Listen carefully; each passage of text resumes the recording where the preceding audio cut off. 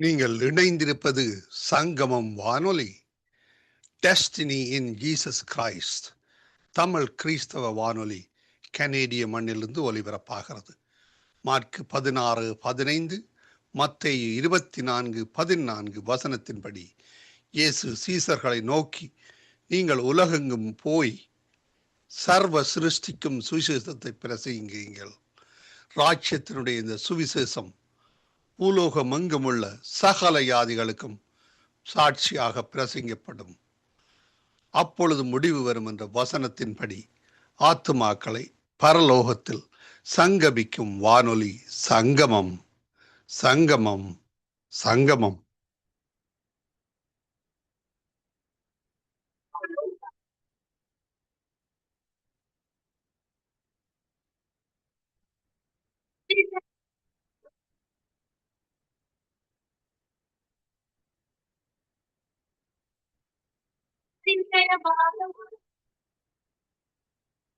ஒன்று சாமுவேல் 17ஆம் அதிகாரம்.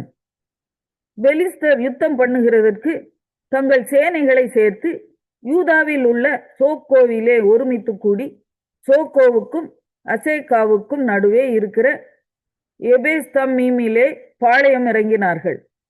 சவுலும் இஸ்ரவேல் மனுஷரும் ஒருமித்து கூடி ஏலா பள்ளத்தாக்கிலே பாளையம் இறங்கி பெலிஸ்தருக்கு எதிராக யுத்தத்திற்கு அணிவகுத்து நின்றார்கள். பெலிஸ்தர் அந்த பக்கத்தில் ஒரு மலையின் மேலும் இஸ்ரவேலர் இந்த பக்கத்தில் ஒரு மலையின் மேலும் நின்றார்கள்.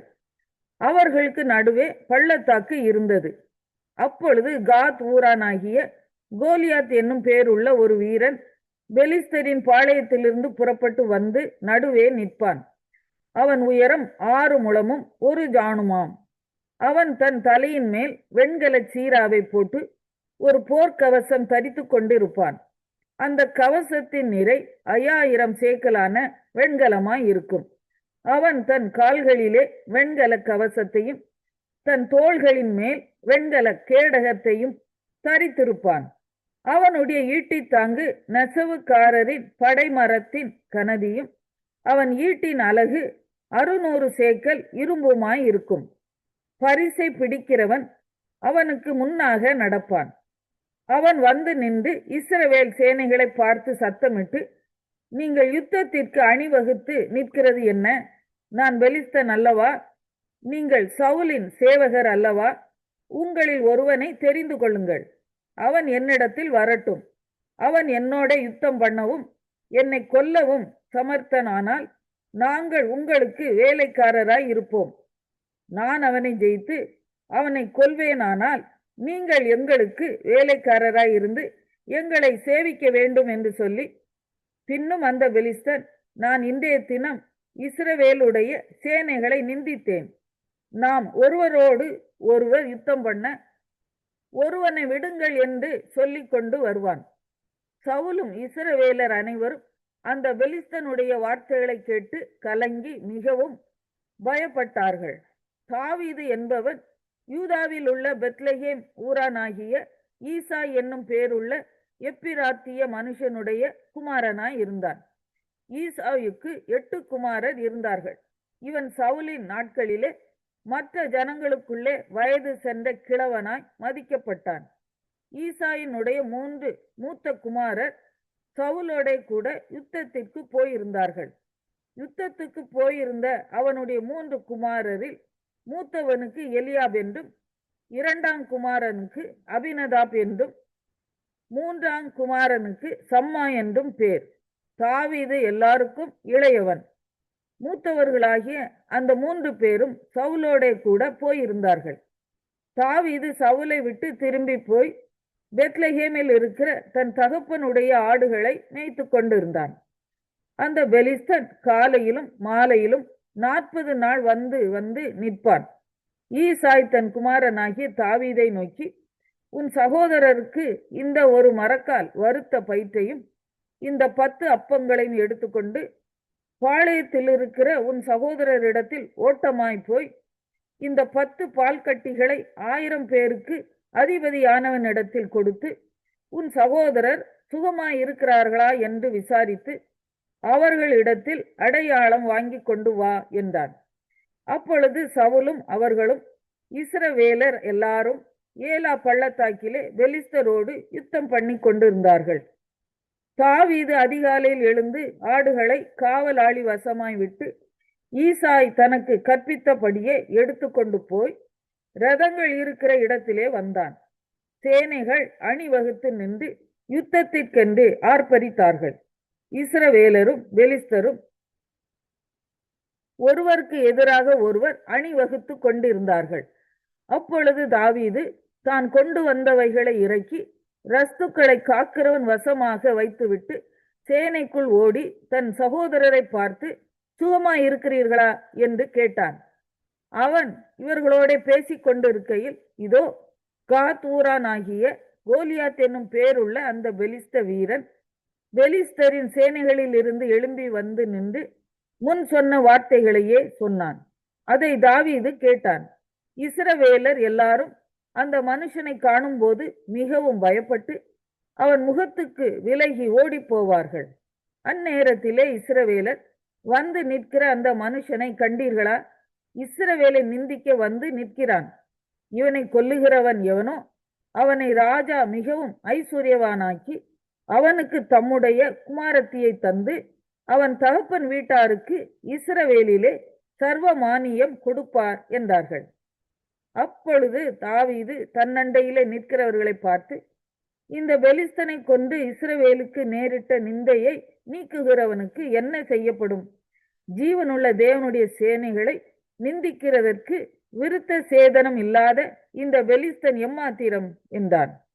அதற்கு ஜனங்கள் அவனை கொல்லுகிறவனுக்கு இன்னபடி செய்யப்படும் என்று முன் சொன்ன வார்த்தைகளையே அவனுக்கு சொன்னார்கள். அந்த மனுஷரோடே அவன் பேசிக் கொண்டிருக்கிறதை அவன் மூத்த சகோதரனாகிய எலியாப் கேட்டபோது அவன் தாவீதின் மேல் கோபம் கொண்டு, நீ இங்கே வந்தது என்ன? வனாந்தரத்தில் உள்ள அந்த கொஞ்ச ஆடுகளை நீ யார் வசத்தில் விட்டாய்? யுத்தத்தை பார்க்க அல்லவா வந்தாய்? உன் துணிகரத்தையும் உன் இருதயத்தின் அகங்காரத்தையும் நான் அறிவேன் என்றான். அதற்கு தாவீது, நான் இப்பொழுது செய்தது என்ன? நான் வந்ததற்கு முகாந்திரம் இல்லையா என்று சொல்லி அவனை விட்டு வேறொருவன் இடத்தில் திரும்பி அந்த பிரகாரமாகவே கேட்டான். ஜனங்கள் முன்போலவே உத்தரவு சொன்னார்கள். தாவீது சொன்ன வார்த்தைகளை அவர்கள் கேட்டு அதை சவுலின் சமூகத்தில் அறிவித்தார்கள். அப்பொழுது அவன் அவனை அழைப்பித்தான். தாவீது சவுலை நோக்கி, இவன் நிமித்தம் ஒருவனுடைய இருதயமும் கலங்க வேண்டியதில்லை. உம்முடைய அடியானாகிய நான் போய் இந்த பெலிஸ்தனோட யுத்தம் பண்ணுவேன் என்றான். அப்பொழுது சவுல் தாவீதை நோக்கி, நீ இந்த பெலிஸ்தனோட எதிர்த்து யுத்தம் பண்ண உன்னால் ஆகாது. நீ இளைஞன், அவனோ தன் சிறு வயது முதல் யுத்த வீரன் என்றான். தாவீது சவுலை பார்த்து, உம்முடைய அடியான் என் தகப்பனுடைய ஆடுகளை மேய்த்து கொண்டிருக்கிற போது ஒரு விசை ஒரு சிங்கமும் ஒரு விசை ஒரு கரடியும் வந்து மந்தையில் இருக்கிற ஒரு ஆட்டை பிடித்து கொண்டது. நான் அதை தொடர்ந்து போய் அதை அடித்து அதை அதன் வாய்க்கு தப்புவித்தேன்.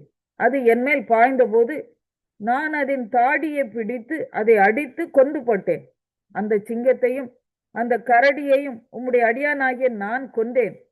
விருத்த சேதனம் இல்லாத இந்த பெலிஸ்தனும் அவைகளில் ஒன்றைப் போல இருப்பான்.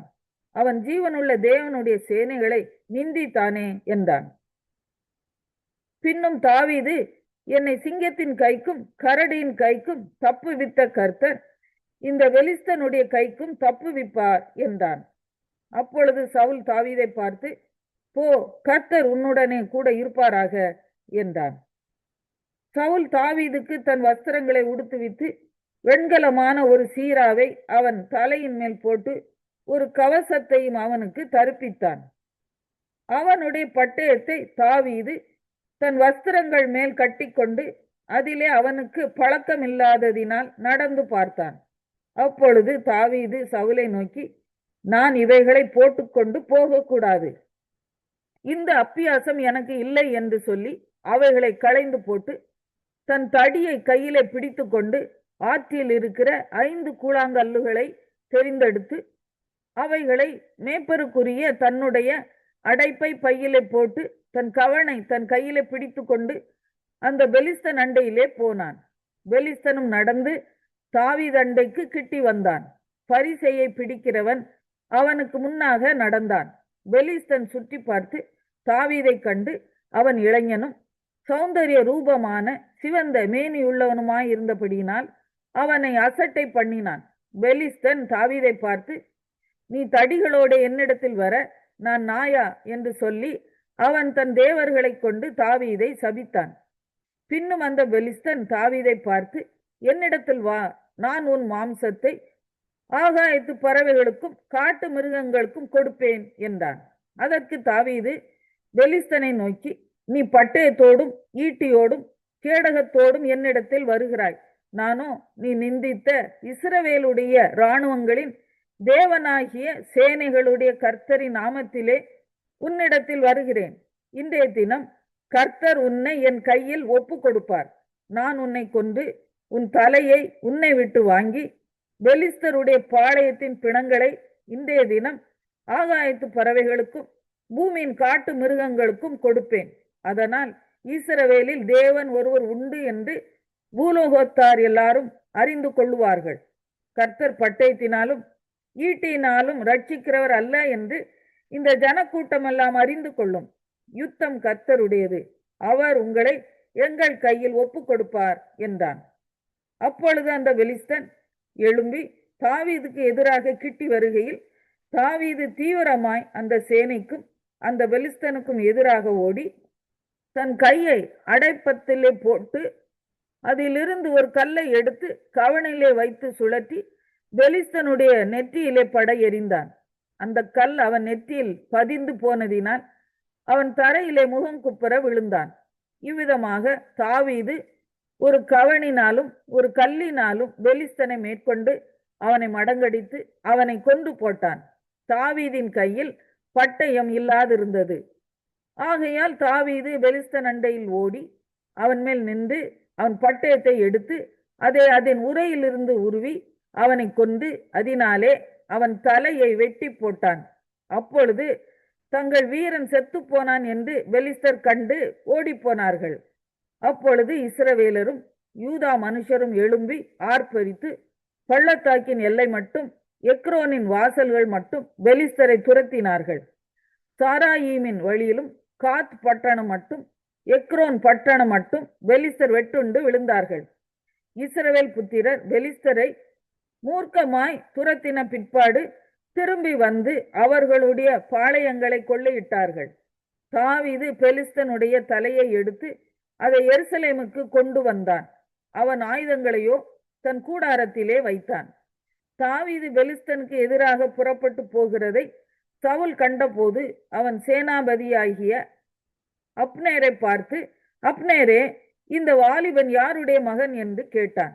அதற்கு அப்னேர், ராஜாவே, எனக்கு தெரியாது என்று உம்முடைய ஜீவனை கொண்டு சொல்லுகிறேன் என்றான்.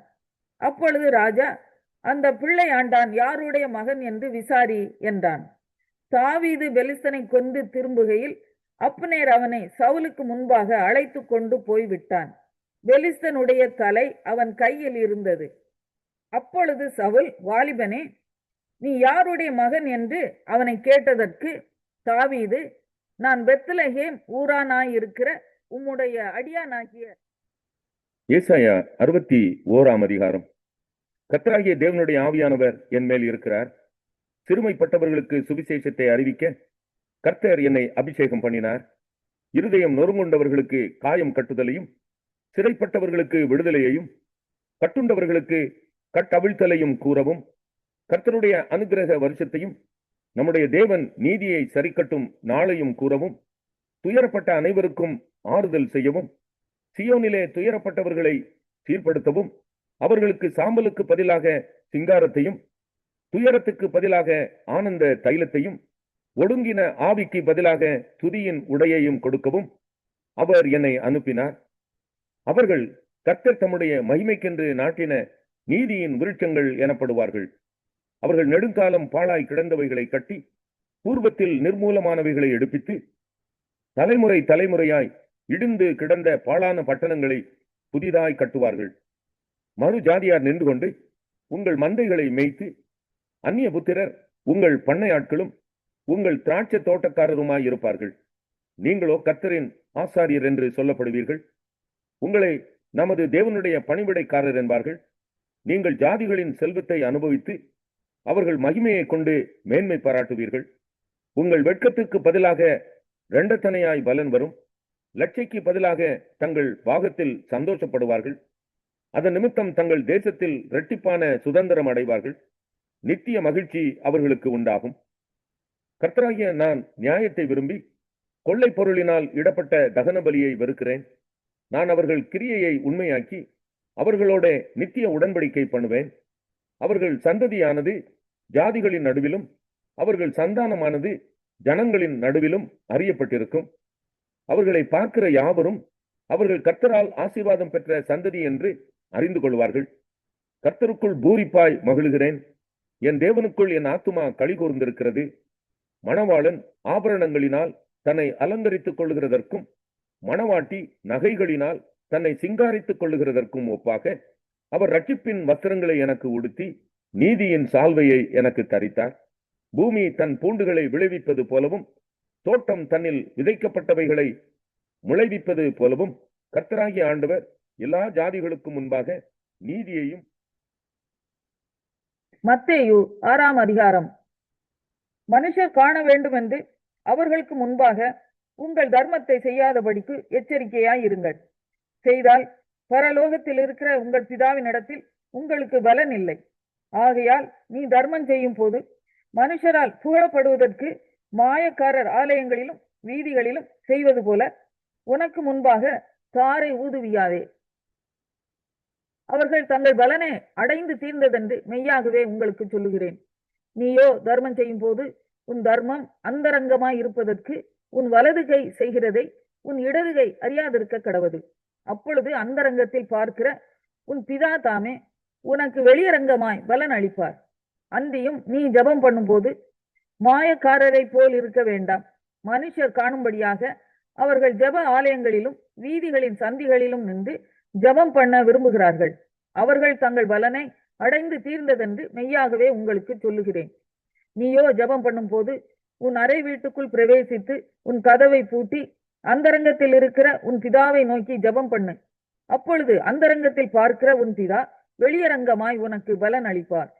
அன்றியும் நீங்கள் ஜெபம் பண்ணும் போது அஞ்ஞானிகளைப் போல வீண் வார்த்தைகளை அலப்பாதேயுங்கள். அவர்கள் அதிக வசனிப்பினால் தங்கள் ஜெபம் கேட்கப்படும் என்று நினைக்கிறார்கள். அவர்களைப் போல நீங்கள் செய்யாதிருங்கள். உங்கள் பிதாவை நோக்கி நீங்கள் வேண்டிக் கொள்ளுகிறதற்கு முன்னமே உங்களுக்கு இன்னது தேவை என்று அவர் அறிந்திருக்கிறார். நீங்கள் ஜெபம் பண்ண வேண்டிய விதமாவது, பரமண்டலங்களில் இருக்கிற எங்கள் பிதாவே, உம்முடைய நாமம் பரிசுத்தப்படுவதாக, உம்முடைய ராஜ்யம் வருவதாக, உம்முடைய சித்தம் பரமண்டலத்திலே செய்யப்படுகிறது போல பூமியிலேயும் செய்யப்படுவதாக. எங்களுக்கு வேண்டிய ஆகாரத்தை இன்று எங்களுக்கு தாரும். எங்கள் கடனாளிகளுக்கு நாங்கள் மன்னிக்கிறது போல எங்கள் கடன்களை எங்களுக்கு மன்னியும். எங்களை சோதனைக்குட்பட பண்ணாமல் தீமையின் நின்று எங்களை ரட்சித்துக் கொள்ளும். ராஜ்யமும் வல்லமையும் மகிமையும் என்றென்றைக்கும் உம்முடையவைகளே, ஆமேன் என்பதே. மனுஷருடைய தப்பிதங்களை நீங்கள் அவர்களுக்கு மன்னித்தால் உங்கள் பரமபிதா உங்களுக்கும் மன்னிப்பார். மனுஷருடைய தப்பிதங்களை நீங்கள் அவர்களுக்கு மன்னியாதிருந்தால் உங்கள் பிதா உங்கள் தப்பிதங்களையும் மன்னியாதிருப்பார். நீங்கள் உபவாசிக்கும் போது மாயக்காரரை போல முகவாடலா இராதேயுங்கள். அவர்கள் உபவாசிக்கிறதை மனுஷர் காணும் பொருட்டாக தங்கள் முகங்களை வாட பண்ணுகிறார்கள்.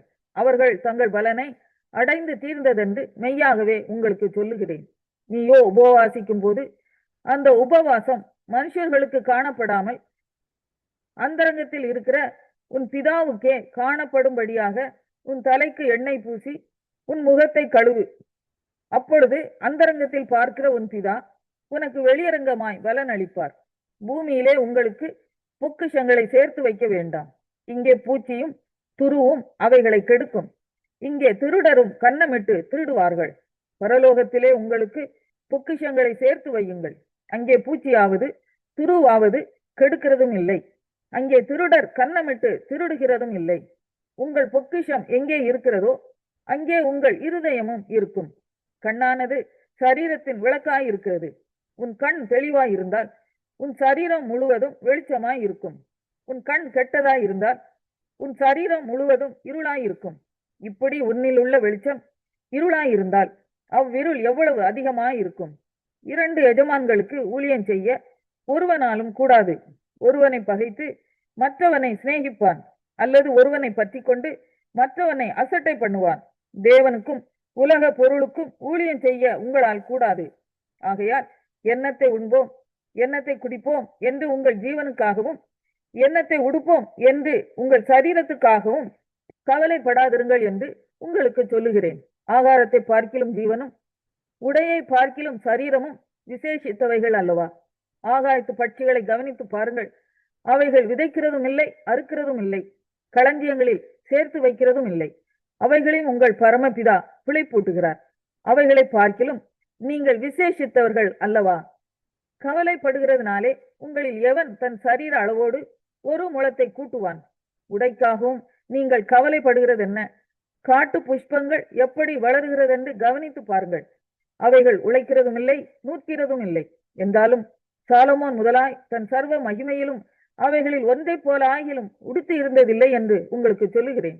அற்ப விசுவாசிகளே, இன்றைக்கு இருந்து நாளைக்கு அடுப்பிலே போடப்படும் காட்டு புல்லுக்கு தேவன் இவ்விதமாக உடுத்துவித்தால் உங்களுக்கு உடுத்துவிப்பது அதிக நிச்சயம் அல்லவா? ஆகையால் எண்ணத்தை உண்போம், எண்ணத்தை குடிப்போம், எண்ணத்தை உடுப்போம் என்று கவலைப்படாதிருங்கள். இவைகளையெல்லாம் அஞ்ஞானிகள் நாடி தேடுகிறார்கள். இவைகளெல்லாம் உங்களுக்கு வேண்டியவைகள் என்று உங்கள் பரமபிதா அறிந்திருக்கிறார்.